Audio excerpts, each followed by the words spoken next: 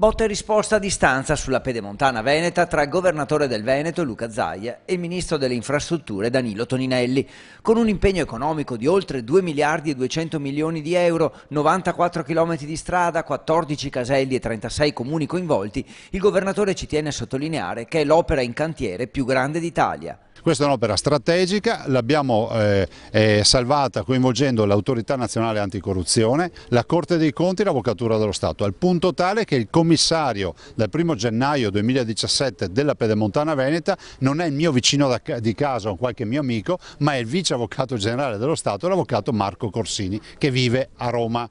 Zaia però apre le porte al ministro Toninelli, che avrebbe avanzato perplessità sull'opera, e lo invita a controllare e analizzare i vari aspetti. Se qualcuno vuole controllare, se il ministro ci ripensa, io l'ho sempre detto, porte aperte, noi non abbiamo segreti, l'importante non diventi un'agonia. Zaia chiude con una considerazione politica e con l'invito a un confronto all'interno della maggioranza tra Lega e Movimento 5 Stelle proprio sulla Pedemontana. Se poi il DEF è un documento così buttato lì tanto per scriverlo che poi va tutto cambiato, boh, ne prendiamo atto. Pensavo che l'approvazione fatta in Consiglio dei Ministri fosse definitiva e non fosse oggetto di ulteriori emendamenti, ma se è così, siccome tutto è cambiabile, vorrà dire che all'interno della maggioranza ci sarà un confronto anche sulla Pedemontana.